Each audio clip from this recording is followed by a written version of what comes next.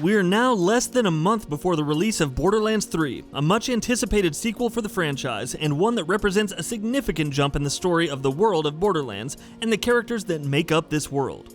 Leading up to the game's release, we're making videos that go over key characters or games for both fans and newcomers to Borderlands alike. This video will be on the Tales from the Borderlands, one of the more recent releases in the franchise, but still key for what it does. From Tales of the Borderlands, we will be seeing Rhys Strongfork and his childhood friend Vaughn making return appearances in Borderlands 3, though there may be yet more to see. The story of Tales from the Borderlands follows two main characters, Hyperion company man Rhys and con artist Fiona and their companions, and the enemies they make that are right on their trail. All of these people are part of an adventure that starts out simple, but evolves into something incredibly convoluted, placing the fate of Pandora and many lives in a delicate state. It's an episodic adventure stretching across 5 chapters, with the first one being titled Zero Sum, after Rhys and Fiona have had the great misfortune of being apprehended, telling the stories of the beginning of what led to their capture in the first place. We first start with one of the leads, Rhys, who has been notified that he was promoted and feeling optimistic about his lot prior to his meeting with the new Senior Vice President of Securities Propaganda, Hugo Vasquez, and Rhys's nemesis. Vasquez is going to take company money to purchase a vault key. Vaults are troves of technology of great value, sometimes containing even a monstrous superweapon. Rhys catches wind of this during his promotion meeting, and his aggressive curiosity gets him promoted to assistant vice janitor by Vasquez. And so, Rhys and Vaughn decide to retrieve the vault key before Vasquez does, asking for Hyperion resources from co-worker Yvette and stealing money from Hyperion, taking it with them to the planet of Pandora, where vaults are located.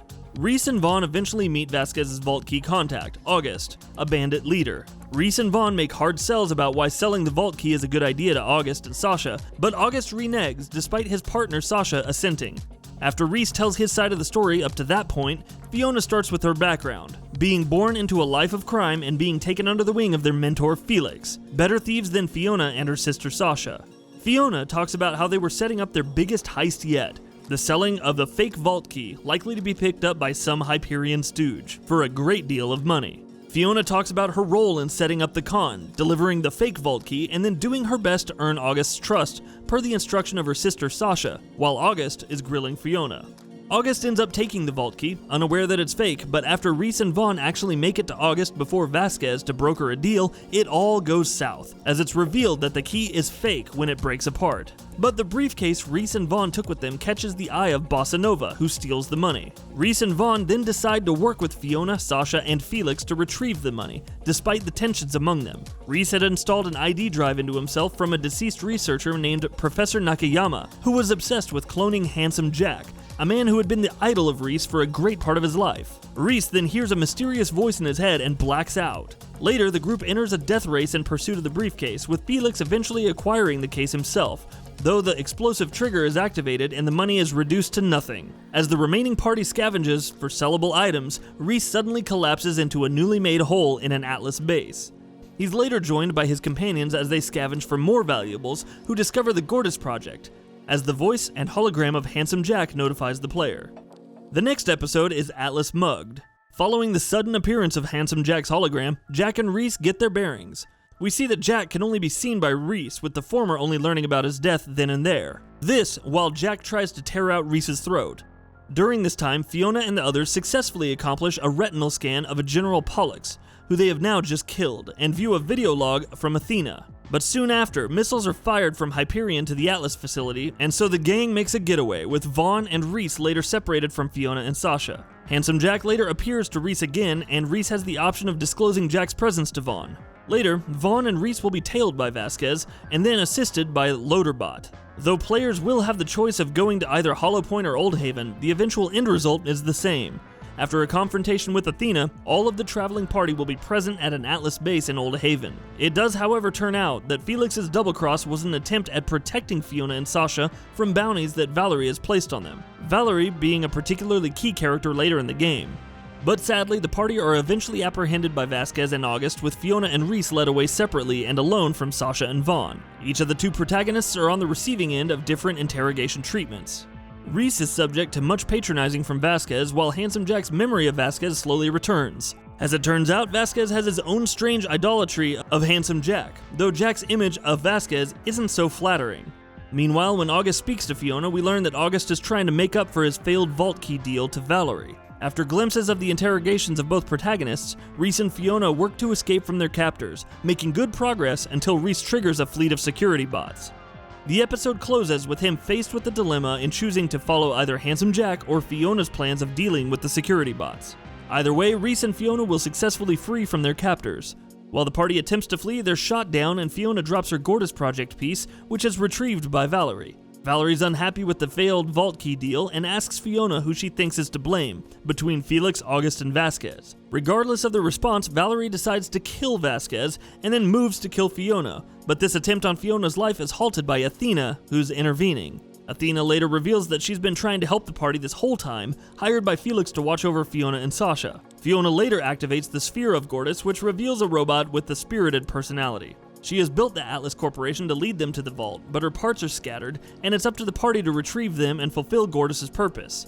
After a montage of a variety of comedic or character showcasing cutscenes, we cut to Handsome Jack telling Reese not to let Athena know of Jack's existence. Whatever Reese decides to do, Athena will not learn about Jack at this time, and soon after, Jack discusses his partnership with Reese and Reese's own relationship with Fiona. Pursuit of a Gortys part later leads the group to an Atlas biodome. After meeting with a strange man, the party splits up to manage acquisition of the Gortys piece, with Vaughn, Gortys, and Loaderbot, and the man staying behind. Reese and Sasha together to disable security, and Fiona and Athena grabbing the Gortys piece themselves. Fiona struggles a bit with what her future has for her current life, and Felix's role in shaping both of these. Athena and Fiona eventually make their way to the location of the Gortys piece, but Reese and Sasha are late to disable the security guarding the piece, though they do make their way to their destination. During this process, Reese learns of the man's identity, Cassius, the last living Atlas Corporation employee, which is noteworthy as Athena, who has a personal grudge against the Atlas Corporation, was thought to have wiped out all of Atlas. When Athena learns who Cassius is, she tries to kill him, but Valerie makes a surprise appearance in this Gortys piece retrieval mission. Athena's knocked out, Vaughn is separated from the party, and Valerie forces the location of the next Gortys piece from Gortys herself. The next episode details pursuit of the next Gortys piece, the Vault Beacon, and Handsome Jack's office on Helios, with added encouragement from Valerie as her goons travel with them to Helios. The caravan that has seen the party through the story so far is outfitted for space travel. Reese and Fiona infiltrate Helios disguised as Vasquez and a tour guide. Reese is presented with the option to tell Fiona and Sasha about Handsome Jack's presence during this episode, and while Fiona is originally supposed to acquire the beacon, it is Reese who finagles his way into Handsome Jack's grand office. At the office, Handsome Jack once again talks about giving Reese a taste of power, control of Hyperion, but regardless of Reese's response, Handsome Jack's AI is uploaded into Hyperion, with or without Reese's help. In the final episode of the game, Handsome Jack gleefully discusses his plan to crush disobedience within Hyperion by forcefully grafting robotic skeletons onto these insubordinate agents. With the skeleton overpowering the will of its wearer, Handsome Jack thinks that it's a great idea for Reese to be the first wearer of Jack's skeleton. Reese freaks out and decides to escape from the office, though not really very smoothly. His image and faith in his idol are shattered, and Reese sees it as imperative to eliminate Handsome Jack, which he proposes to do by turning off Helios' power, thereby sending the base on a crash course with the planet of Pandora. At this point, Handsome Jack has nothing but hatred for the insubordination of Reese. When Valerie and her cronies betray the party by making an early getaway from Helios in the caravan, Fiona and Reese have no choice but to flee in escape pods, which are in rapidly short supply as others on Helios use them to flee. It's Fiona who finds her way to a pod first, followed by Reese, who's been suffering Jack's venomous taunting for quite a while. Fiona awakens on Pandora to learn that Gortys is complete, the vault is opened, and the Vault Guardian, the Traveler, is unleashed, later crushing Valerie.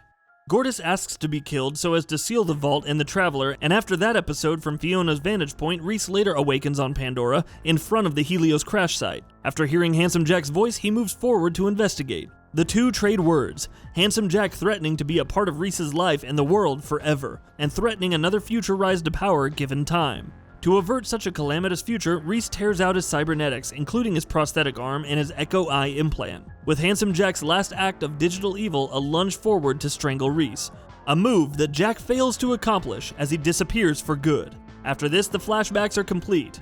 We learn that Vaughn, who disappeared in the third episode, now leads a flock of refugees, named the Children of Helios, from Hyperion, who greatly respect Reese as they see his drastic actions in destroying Helios as freeing them from their past life on Hyperion.